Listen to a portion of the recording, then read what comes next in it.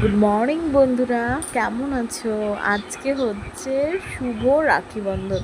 তো সকল ভাই বোনদের জানাই শুভ রাখি বন্ধন। তোমরা সবাই খুব ভালো থাকো, সুস্থ থাকো।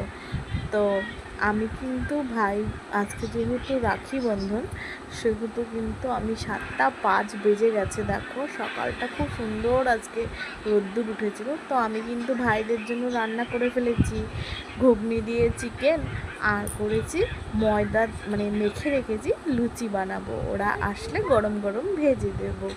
তো এটাই কিন্তু আমার আজকে সকালে ওদের জন্য করা হয়েছিল। তো ভাইরা কিন্তু চলে এসছে অনেক তাড়াতাড়ি, আজকে যেহেতু 8টার মধ্যে রাখি বাঁধবো বলেছি, ওরা তাড়াতাড়ি চলে এসছে। আমি কিন্তু আমার গোপুসোনা ভাইকে সুন্দর করে রাখি পরিয়ে দিয়েছি।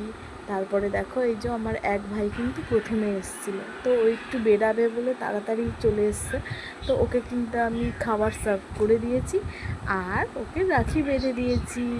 তো ভাই কিন্তু আমার জন্য মিষ্টিও নিয়ে এসেছিলো, দিদি বাড়ি এসছে বলে কথা। তো অন্য ভাইদের কিন্তু ক্লিপগুলো নিতে পারিনি, কারণ সেই সময়টায় আমার কাছে ফোন ছিল না। তো এবার কিন্তু আমি সন্ধ্যাবেলায় একটু চা খেয়ে কিন্তু আমরা বেরিয়ে পড়েছিলাম।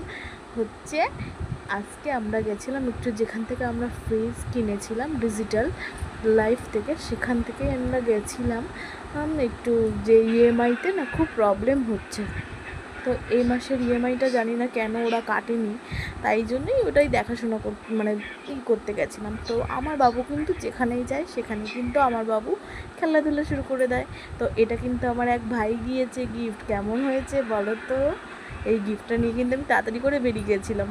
তো এই যে আমার সোনা ছেলেও কিন্তু রাখি পরতে কম যায়নি, এই যে ওর মিমি আর দিয়া দুজনে মিলে ওকে রাখি পরিয়েছে।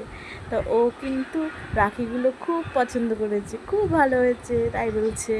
তো এইটা কিন্তু আমার ভাইরা, মানে আমার 4 ভাইকে আমি পরিয়েছি। তো 4 ভাই কিন্তু দাদা কিন্তু আমাকে এই গিফটগুলো দিয়েছে। তো কেমন লাগছে বন্ধুরা গিফটগুলো? এটা কিন্তু আমার দাদা দিয়েছে, দাদা পয়সা দিয়েছিল, আমি এটা কিনে নিয়েছি। তো কেমন লাগছে বলো কিন্তু, কেমন? আর আমি কিন্তু আমার দাদা ভাইকেও দিয়েছি, আমিও দিইনি তা না, আমিও ওই 4 জনের জন্য 4টে গেঞ্জি নিয়ে এসেছিলাম। তো কেমন লাগলো জানিও। Good night, sweet dreams, bye bye.